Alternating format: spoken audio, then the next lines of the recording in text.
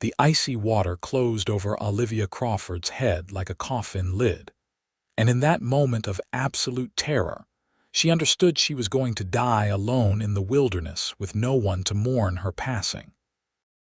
The spring thaw had come early to New Mexico territory in 1882, turning the normally placid creek that ran through Red River into a churning monster of muddy water and debris.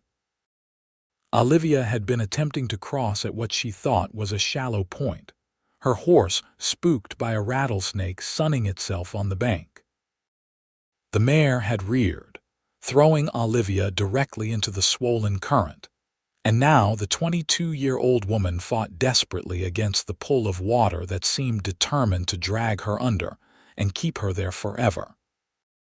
Her heavy skirts tangled around her legs like iron chains, pulling her down despite her frantic efforts to keep her head above the surface. The water was so cold it felt like knives against her skin, remnants of mountain snow that had melted just days before. She gasped for air and got a mouthful of muddy water instead, choking and sputtering as the current spun her around like a rag doll. Her fingers scrabbled uselessly at rocks and branches that slipped through her grasp, leaving her palms bloody and raw. Through the roar of water in her ears, she heard something else, a sound that might have been thunder or might have been hoofbeats. She could not be sure of anything anymore except the cold and the fear and the absolute certainty that this was the end of her short life.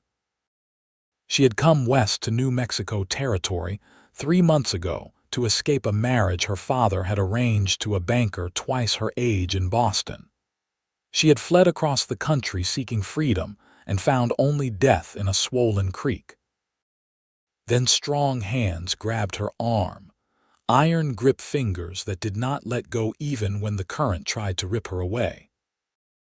Olivia felt herself being hauled upward with a strength that seemed impossible, felt her body scrape against rocks and mud, as whoever had grabbed her pulled her toward the shore with relentless determination. She coughed up water and tried to help, kicking weakly with legs that felt like lead weights. When she finally felt solid ground beneath her, she collapsed onto the muddy bank and vomited creek water onto the grass. Her whole body shook violently, and she could not tell if it was from cold or shock or both. Large hands turned her onto her side, helping her cough up more water, and a deep voice spoke words she could not quite process through the ringing in her ears. "Easy now, just breathe. You are safe. I've got you." Olivia blinked water from her eyes and looked up at her rescuer. He was a man in his mid-20s, lean and weather-beaten in the way of men who spent their lives outdoors.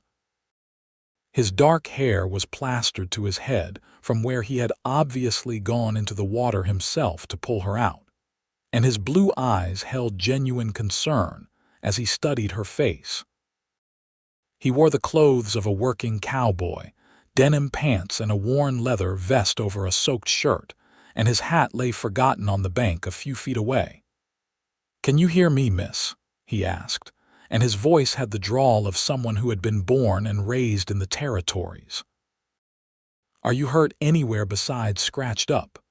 Olivia tried to speak, but could only cough more water. The man, her rescuer, helped her sit up slightly and patted her back with surprising gentleness for hands that looked so rough and capable. "Take your time," he said. "You swallowed half the creek, I reckon. Just keep breathing." After what felt like an eternity, Olivia finally managed to draw a full breath without coughing. "I am alive," she rasped, her throat raw and painful. "You saved my life." "Could not very well let you drown," he replied with a slight smile that softened his weathered features. "Name is Marcus Finch. I've got a ranch about 2 miles east of here. Saw your horse run past without a rider and figured something had gone wrong." "Olivia Crawford," she managed, and then started shivering so violently her teeth chattered together. "I am so cold." Marcus did not waste time with more questions. He stripped off his vest, which was wet but provided some protection from the wind, and wrapped it around her shoulders. Then he stood and whistled sharply. A beautiful buckskin horse trotted over from where it had been grazing nearby, completely unbothered by the drama that had just unfolded. "Can you ride?" Marcus asked. "We need to get you somewhere warm before you catch your death. My ranch is closest." Olivia nodded, though in truth she was not sure she could do much of anything. Her limbs felt like they belonged to someone else, clumsy and unresponsive. Marcus seemed to understand, because he simply lifted her onto his horse with an ease that spoke of considerable strength, then swung up behind her in one fluid motion. His arms came around her to grip the reins, effectively caging her against his chest, and Olivia found herself leaning back against him, too exhausted and cold to care about propriety. The ride to the ranch passed in a blur. Olivia drifted in and out of awareness, conscious only of the warmth of Marcus's body at her back and the steady rhythm of the horse beneath them. At some point, she realized she could no longer feel her fingers or toes, and a distant part of her mind recognized this as dangerous, but she could not seem to muster the energy to care. When they reached the ranch, Marcus carried her inside a small but well-kept cabin and set her down in a chair near the fireplace. He moved with quick efficiency, building up the fire until it roared with heat, then disappearing into another room and returning with a stack of blankets and what looked like a woman's dress. "My sister Sarah lives here too," he explained, seeing Olivia's confusion.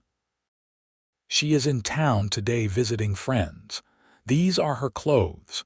You need to get out of those wet things before the cold sets into your bones permanently." Olivia nodded, but her hands shook too badly to manage the buttons on her dress. Marcus saw her struggle and cleared his throat. "I am going to step outside and tend to my horse," he said, his neck flushing slightly red above his collar. "You get yourself changed and wrapped in those blankets. I will be back in 10 minutes. True to his word, he left the cabin, and Olivia forced her numb fingers to cooperate enough to strip off her soaked clothing. Sarah's dress was slightly too large but wonderfully dry, and Olivia pulled it on with a sigh of relief before wrapping herself in every blanket Marcus had provided. By the time he returned, carrying a mug of something that steamed in the cool air, she had finally stopped shivering quite so violently. "Coffee," he said, handing her the mug. "Hot and strong. Drink it slowly." Olivia wrapped her hands around the mug, relishing the warmth, and took a careful sip. The coffee was indeed strong, almost bitter, but it was hot and it was wonderful. She could feel it warming her from the inside out. "Thank you," she said, meeting Marcus's eyes.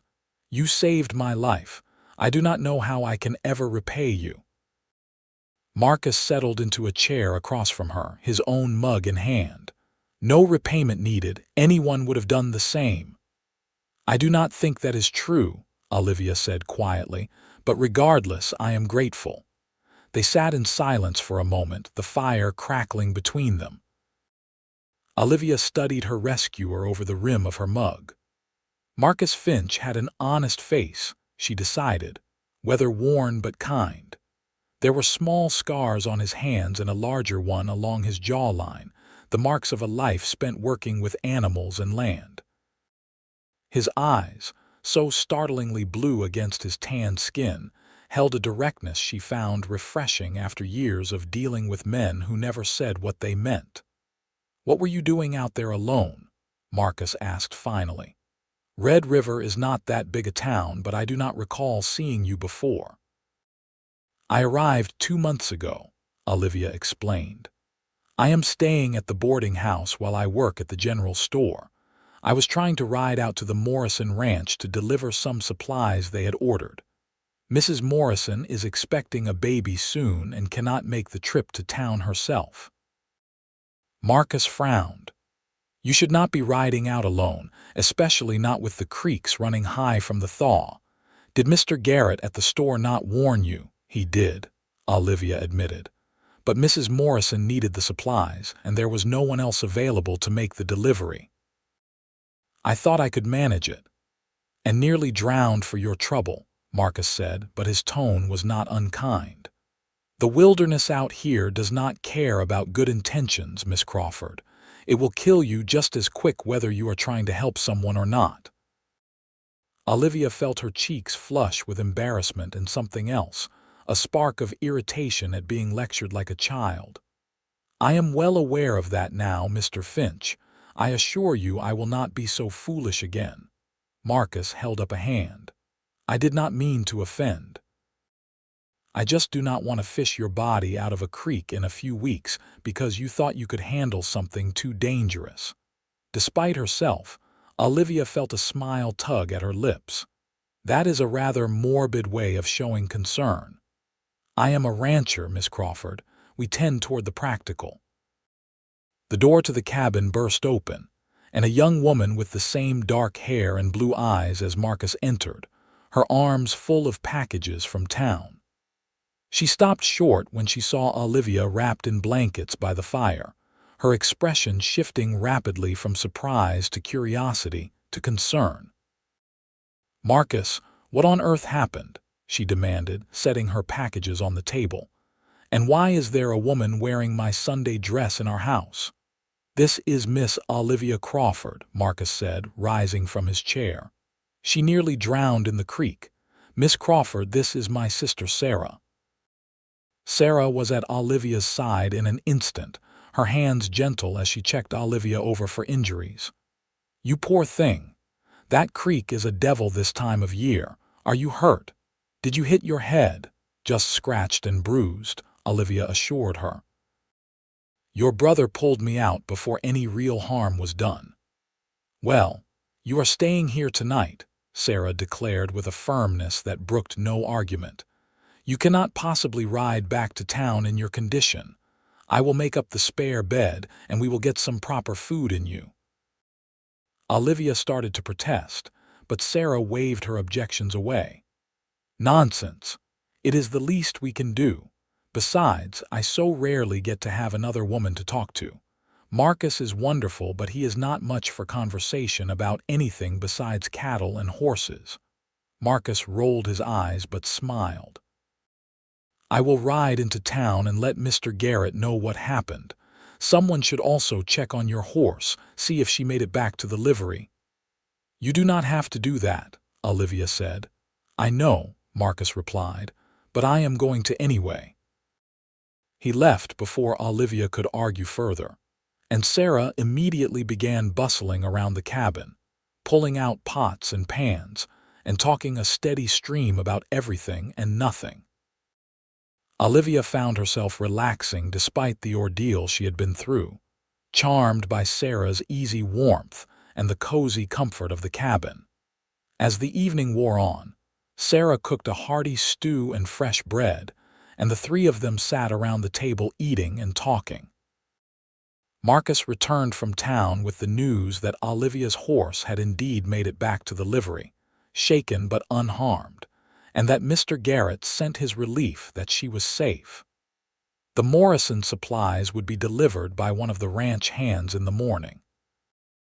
Olivia learned that Marcus and Sarah had been running the ranch together, since their parents died 4 years ago in a fever outbreak. Sarah was 21, just a year younger than Olivia, and had turned down 3 marriage proposals because she refused to leave her brother to manage the ranch alone. Not that Marcus could not manage, Sarah said quickly. He is perfectly capable. But this is my home too, and I am not ready to leave it for some man who wants me to sit in a parlor and do needlework all day. Marcus looked slightly uncomfortable at this declaration, but he did not contradict his sister. Olivia found herself liking them both more with each passing hour. That night, lying in the spare bed with the window cracked open to let in the cool night air, Olivia thought about how close she had come to dying. Her life could have ended in that creek, her body washed downstream and perhaps never found, her father never knowing what had become of his rebellious daughter. Instead, she was safe and warm, rescued by a cowboy with kind eyes and strong hands. She thought about those hands, about the way Marcus had pulled her from the water without hesitation, risking his own life to save a stranger. She thought about his smile and the way his eyes crinkled at the corners when Sarah said something that amused him. She thought about the careful way he had wrapped her in blankets and made her coffee, ensuring her comfort without overstepping any boundaries of propriety. Olivia fell asleep with a strange warmth in her chest that had nothing to do with the heavy quilts piled on top of her. The next morning dawned clear and bright, the sky that brilliant blue that only seemed to exist in the high desert of New Mexico territory. Olivia woke to the smell of coffee and frying bacon, and for a moment she forgot where she was. Then memory returned, and she dressed quickly in her own clothes, which Sarah had washed and dried overnight. When she emerged from the bedroom, she found Marcus already gone and Sarah cooking breakfast with practiced ease. "He is out checking the herd," Sarah explained without needing to be asked. "There was some trouble with wolves last week, and he likes to make sure they have not come back. Sit down, breakfast is almost ready." Olivia sat, accepting a cup of coffee gratefully. "I should get back to town soon. I have missed a day of work already." "Marcus will take you after breakfast," Sarah said. "He made me promise to make sure you ate properly first. My brother can be quite stubborn when he thinks he knows what is best for someone." There was affection in Sarah's voice, and Olivia smiled. "He seems like a good man." "He is the best," Sarah said simply.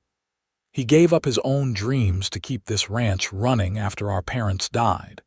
He was supposed to go work for a big outfit up in Wyoming, learning the business side of ranching. Instead, he stayed here to take care of me and our land." Olivia heard the weight of that sacrifice in Sarah's words.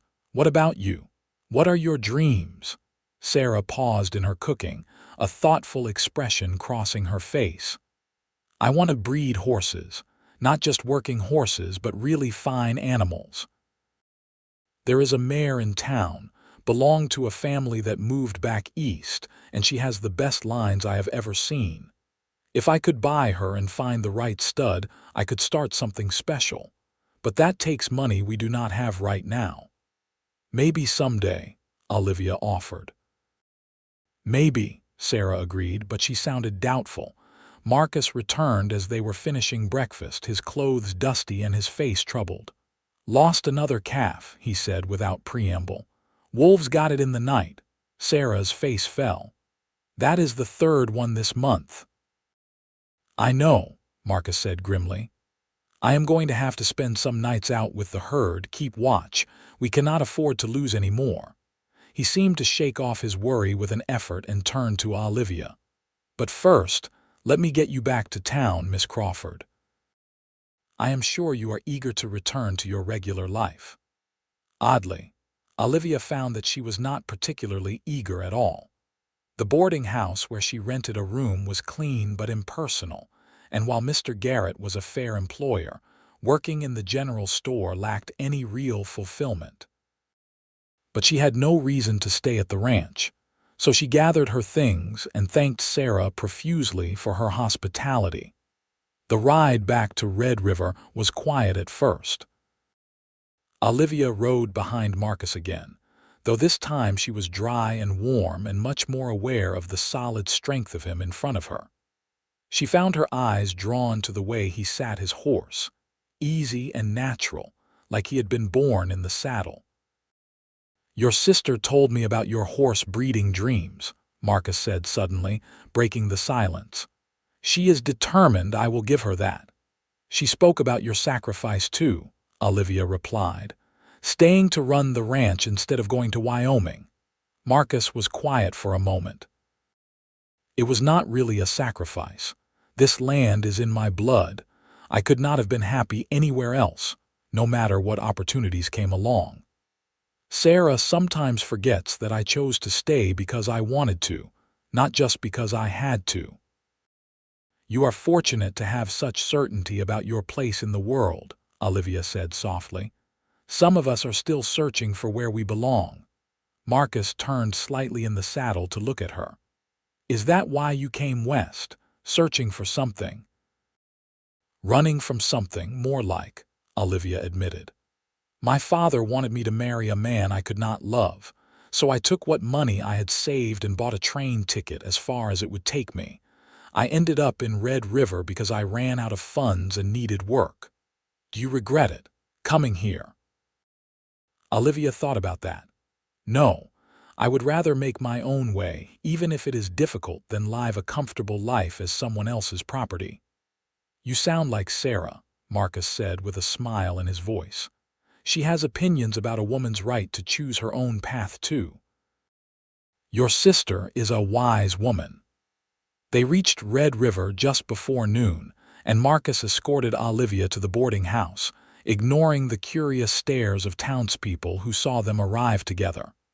At the door, he helped her dismount and stood awkwardly for a moment, as if unsure what to say. Thank you again, Olivia said, filling the silence, for everything. You and Sarah were incredibly kind. You are welcome, Marcus replied. And Miss Crawford, please be more careful. I would hate to have to pull you out of another creek. Olivia laughed, surprised by the lightness in her chest. I promise to stay away from swollen waterways. Marcus tipped his hat to her and rode away, and Olivia watched him go with an odd sense of loss. She shook herself mentally and went inside to face Mrs.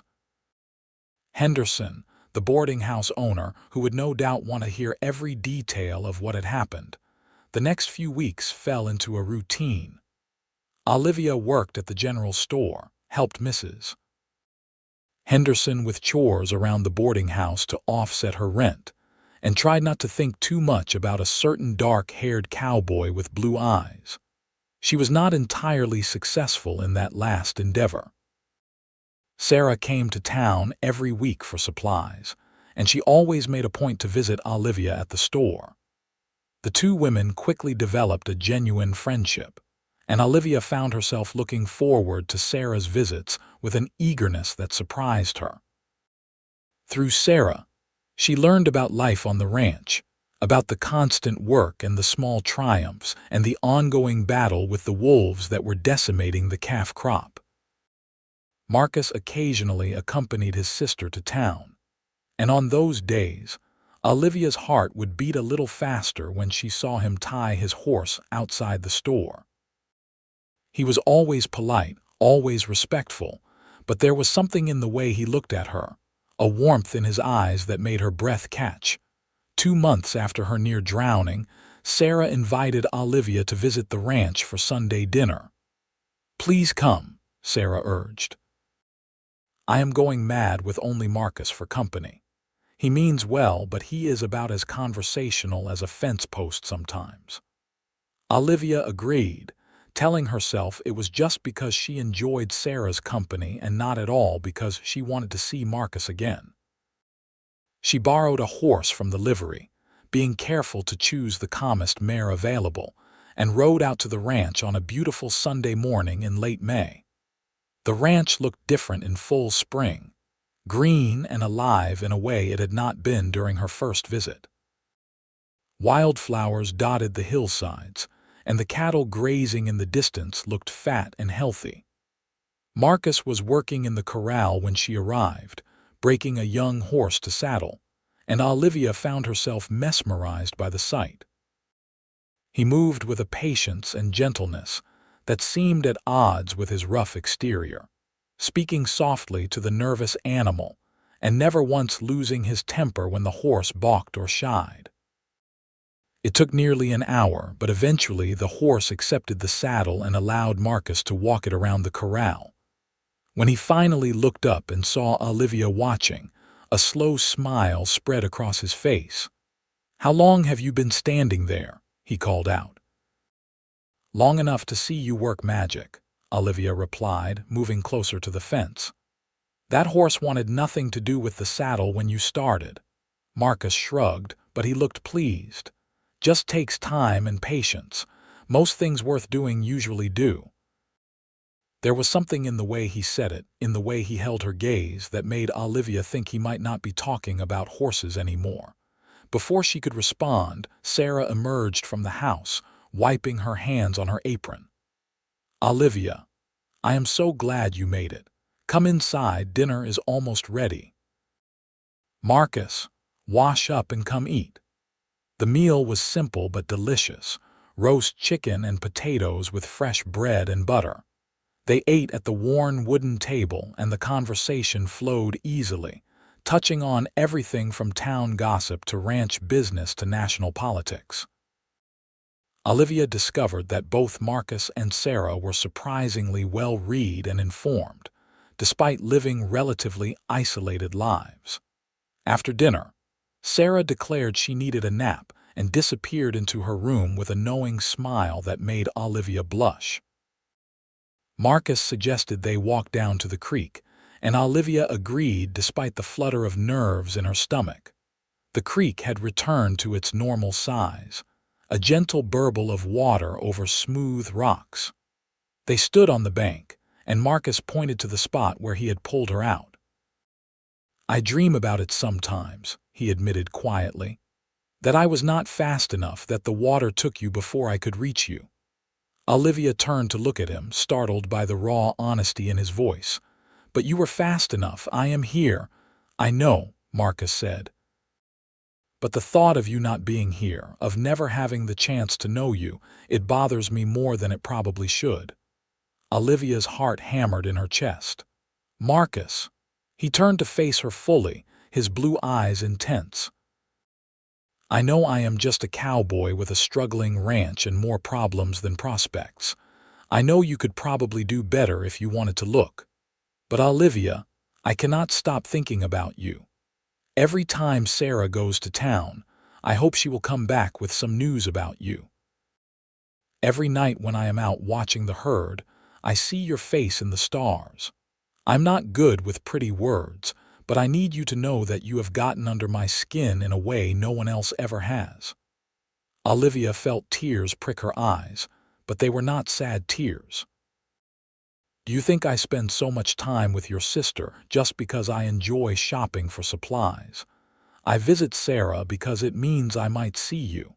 I ask her about the ranch because I want to know how you are doing. Marcus, you saved more than my life that day in the creek. You showed me what kindness looks like, what a good man looks like. I think I started falling for you the moment you wrapped me in those blankets and made me coffee." Marcus let out a breath he seemed to have been holding for a long time. "Can I court you properly then? Do this the right way?" "I would like that very much," Olivia whispered. He reached out and took her hand, his calloused fingers gentle as they intertwined with hers. They stood there by the creek, the water singing its endless song, and Olivia felt like she had finally found the thing she had been searching for when she fled west all those months ago. The courtship that followed was not easy. Marcus could not come to town as often as either of them would have liked, the demands of the ranch keeping him tied to the land. But he wrote her letters, simple and honest notes about his days and his thoughts, and Olivia treasured each one. She visited the ranch whenever she could, and Sarah proved to be an enthusiastic supporter of their romance, often finding excuses to disappear and leave them alone. There were challenges too. The wolves continued to be a problem, growing bolder as summer progressed. Marcus spent more and more nights out with the herd, sleeping rough and coming back exhausted. Money was tight, drought threatening the grass that fed the cattle. There were moments when Olivia saw the weight of worry on Marcus's shoulders and wished desperately that she could help shoulder the burden. One evening in late July, Marcus came to town looking more troubled than Olivia had ever seen him. They sat on the porch of the boarding house, the air still warm from the day's heat, and he told her about the bank note coming due. "We owe $2,000 by October," he said, his voice flat. We had planned to sell off some of the herd to cover it, but with the calves we lost to wolves and the drought affecting the weight of the cattle, we are short. I do not know if we can make the payment." Olivia's mind raced. "What happens if you cannot pay? The bank takes the ranch. My parents' land, everything they built gone." "There has to be something we can do," Olivia said urgently. "Some way to raise the money." Marcus shook his head. "I have thought of everything, Olivia. We have nothing left to sell except the breeding stock, and if we sell that, we will have no way to rebuild the herd. We would lose the ranch anyway, just more slowly." Olivia was quiet for a moment, thinking hard. Then she said, "I have some money saved. Not much, maybe $200. You could have it." Marcus looked at her with such tenderness it made her chest ache. "I cannot take your money, Olivia. That is your security, your way out if you ever need it." "I do not want a way out," Olivia said fiercely. "I want a way forward with you. What good is my security if you lose everything?" They argued about it quietly there on the porch, Marcus refusing to take what he saw as Olivia's safety net. Olivia insisting that he use anything that might help save the ranch. In the end, they reached no resolution, and Marcus rode home looking even more burdened than when he had arrived. Olivia could not sleep that night. She lay in bed staring at the ceiling, trying to think of some solution to the problem.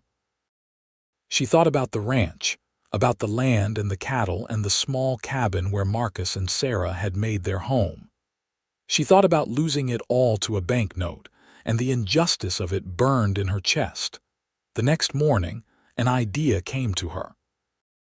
It was risky and would require convincing several people to go along with her plan, but it might work. She went to find Mr. Garrett at the general store and laid out her proposal. "I want to organize a community fundraiser," she said. "A barn dance and auction. People could donate items to be auctioned off, and we could charge admission to the dance.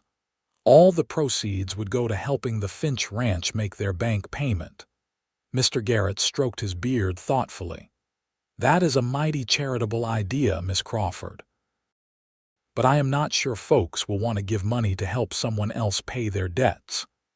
"Then we need to help them understand what it means," Olivia said. "The Finch Ranch is not just about Marcus and Sarah. If they lose their land, that is one less ranch buying supplies from your store. One less family contributing to the town's economy. If the bank can take their ranch so easily, whose land is next? We are all in this together out here." Mr. Garrett nodded slowly. "You make a good point. All right, I will help you organize this thing. But you had better be prepared to work for it." Olivia threw herself into planning the fundraiser with a determination that surprised even her. She enlisted Sarah's help, swearing her to secrecy about the true purpose of the event.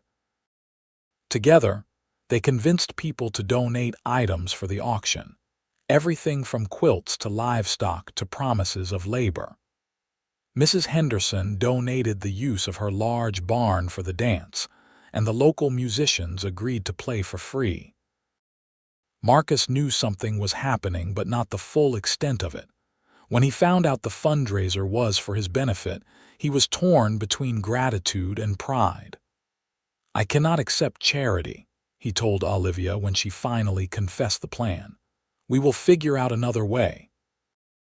"It is not charity," Olivia insisted. "It is a community helping its own. Do you think you would not do the same if someone else was in trouble?" Marcus had no answer for that because they both knew he would absolutely help if he could. The night of the fundraiser arrived, and it seemed like everyone from Red River and the surrounding ranches turned out. The barn was decorated with lanterns and wildflowers, and the musicians tuned their instruments in the corner. The auction happened first, with Mr. Garrett serving as auctioneer, and Olivia watched in amazement as item after item sold for far more than it was worth. People were bidding with their hearts as much as their wallets, she realized, understanding what this meant for the community. When the auction concluded, Mr. Garrett counted up the money and announced they had raised nearly $1,500. Marcus looked stunned, his eyes bright with emotion as neighbors and near strangers clapped him on the back and wished him well. Combined with what the ranch had already saved and what they could get from selling some of the cattle, it would be enough to make the payment. The dance that followed was joyous. The barn filled with music and laughter and the stomping of boots on the wooden floor. Marcus found Olivia in the crowd and pulled her into his arms. "I do not know what to say," he told her as they swayed to the music. "You did this. You saved everything." "We saved it," Olivia corrected. "All of us together. That is what community means." Marcus looked down at her, his eyes intense in the lantern light.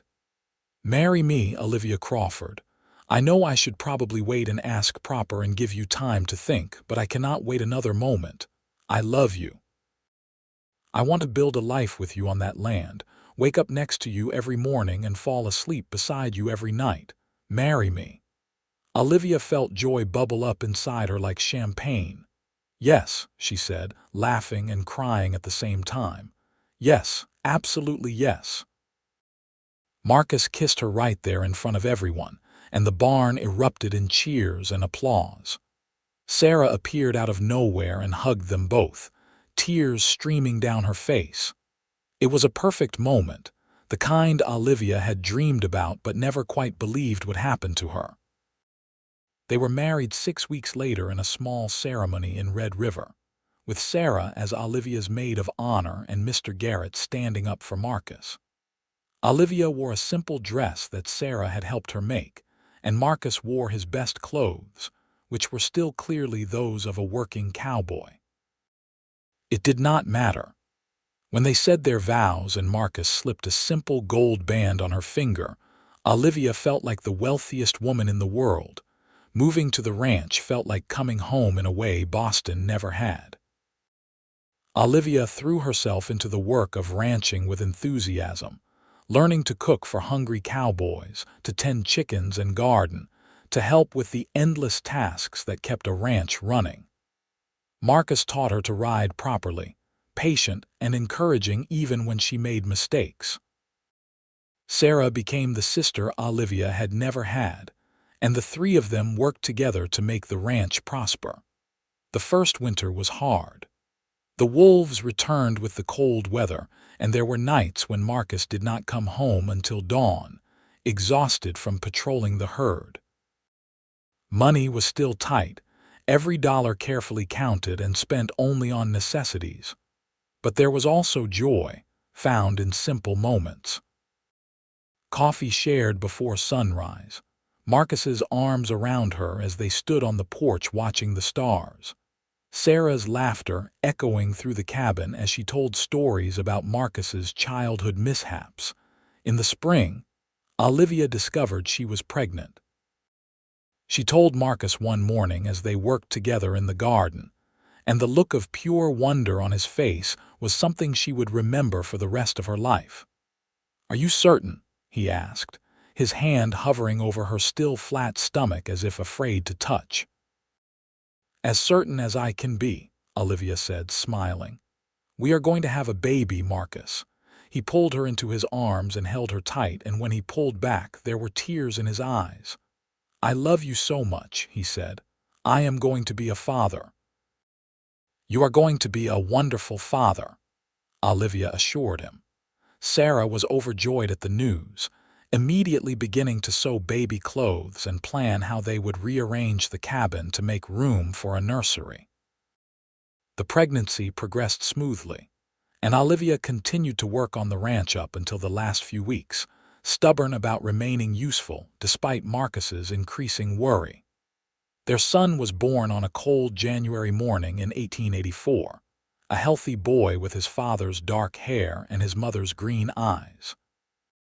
They named him Thomas Marcus Finch, and Marcus held his son with shaking hands and tears streaming down his face. "He is perfect," Marcus whispered, staring down at the tiny face. "Olivia, he is perfect." Just like his father, Olivia said, exhausted but happier than she had ever been. Thomas was an easy baby, quick to smile and seemingly content with the sometimes chaotic life of a ranch. Sarah doted on her nephew, and Marcus proved to be exactly the kind of father Olivia had known he would be, patient and loving and endlessly amazed by his son. The ranch continued to improve. The wolf problem was finally resolved when Marcus organized a hunting party with neighboring ranchers, and they tracked and eliminated the pack that had been plaguing the area. Without the constant loss of calves, the herd grew steadily. Sarah finally got her breeding mare, purchased with profits from a particularly good year, and began the slow process of building the horse breeding program she had always dreamed of. 2 years after Thomas was born, Olivia gave birth to a daughter they named Emma Sarah Finch. She had her mother's red hair and her father's blue eyes, and from the moment she could walk, she followed Marcus around the ranch like a shadow. Thomas, ever the protective older brother, appointed himself Emma's guardian, and the 2 children filled the cabin with noise and laughter. Sarah met a man named William Carter, a horse trader from Colorado who shared her passion for breeding quality animals. He courted her with a patience that reminded Olivia of Marcus, and when he proposed, he made it clear that he had no intention of taking Sarah away from the ranch. They married and built a small house on the property, and William's knowledge and connections helped expand Sarah's breeding program beyond anything she had imagined possible. The years passed in the way they do, when life is full and good, each day bringing its own small challenges and triumphs. Olivia learned to love the rhythm of ranch life, the hard work and the simple pleasures, the way each season brought different demands and different beauties. She learned to appreciate the stark landscape of New Mexico territory, so different from the green hills of Massachusetts, where she had been raised. Marcus never lost the habit of sometimes looking at her with wonder, as if he could not quite believe she was real. On their 10th wedding anniversary, he took her back to the creek where he had pulled her from the water all those years ago. "I think about that day sometimes," he said as they stood on the bank, watching the water flow past. "How easily I might have missed seeing your horse run by. How I might have been just a few minutes later. How my whole life would be different if any little thing had changed." "But it did not change," Olivia said, taking his hand. "You were exactly where you needed to be, exactly when you needed to be there. Maybe that was not luck. Maybe that was just meant to be." "I do not know if I believe in meant to be," Marcus said. "But I know I am grateful for every single day I get with you. You made my life bigger, Olivia. Before you, it was just work and survival. You taught me that life can be about joy too." Olivia leaned against him, feeling the solid warmth of him, the steadiness that had drawn her to him from the beginning. "You taught me what love really means. Not obligation or duty, but choice. Choosing each other every day, working together to build something beautiful." They stood there in comfortable silence, listening to the water and the wind. 2 people who had found each other against all odds and built a life that mattered. Thomas grew into a tall, serious young man who had inherited his father's work ethic and his mother's quick mind. He took to ranching naturally, learning everything Marcus could teach him about managing land and cattle. Emma was wilder, more adventurous, with dreams of seeing the world beyond New Mexico territory. Olivia saw herself in her daughter, that same restless desire for something more, and she encouraged Emma to dream big while Marcus worried about her safety. "She is just like you," Marcus complained one evening after Emma had announced she wanted to travel to San Francisco to see the ocean. "Fearless and stubborn. And those are bad qualities?" Olivia asked with a smile. "They are terrifying qualities in a daughter," Marcus replied, but he was smiling too. When Thomas turned 19, He asked his parents if he could start taking on more responsibility for running the ranch. Marcus agreed immediately, recognizing that his son was ready and that it was time to start stepping back. Together, they expanded the operation, purchasing more land and diversifying into breeding not just cattle, but also the quality horses that Sarah and William had made the ranch famous for producing. Emma eventually got her trip to San Francisco, chaperoned by Sarah, and she returned home 3 months later full of stories, but also with a new appreciation for the wide open spaces of home. She met a young lawyer in Red River, a transplant from St. Louis who had come west seeking adventure, and after a courtship that had Marcus constantly on edge, they married and settled in town. Sarah and William had 2 children of their own, and the ranch became a sprawling family compound where cousins played together, and multiple generations worked side by side. The original cabin where Olivia and Marcus had started their life together was expanded and renovated over the years, but they kept the original fireplace, the one where Marcus had first wrapped her in blankets and made her coffee all those years ago. On Olivia's 45th birthday, Marcus surprised her with a gift that left her speechless. It was a painting, beautifully executed, showing a cowboy on horseback pulling a woman from a swollen creek. The artist had captured the moment perfectly, the terror and the determination and the beginning of something extraordinary. "Where did you get this?" Olivia asked, tears streaming down her face. "I commissioned it from that artist in Santa Fe," Marcus said. "I wanted you to have something that showed where we started. That moment changed everything for me, Olivia. It was the day I pulled you from the water, but it was also the day you pulled me out of a life that was only half lived." Olivia kissed him, tasting salt from her tears and feeling the profound love that had only grown deeper with time. "We saved each other," she said. "That is what people who love each other do." As they grew older, Marcus's dark hair turned silver, and Olivia's red hair faded to a softer auburn streaked with white. They moved more slowly, their bodies bearing the marks of decades of hard work, but their love remained as strong as ever. They spent their evenings on the porch, watching the sunset paint the sky in shades of gold and crimson, holding hands and talking about everything and nothing. Thomas took over full management of the ranch, proving himself to be even more capable than Marcus had been.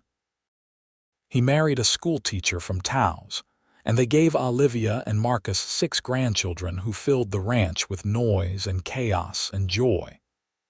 Emma and her lawyer husband had 3 children, and they visited often, bringing news and energy from town. Sarah and William grew old alongside them, still working with horses well into their 60s, still passionate about breeding the finest animals in the territory. The 4 of them would sit together on summer evenings, drinking lemonade and telling stories about the old days, laughing at remembered struggles that no longer seemed so difficult from the safety of time past. On their 40th wedding anniversary, the whole family gathered for a celebration.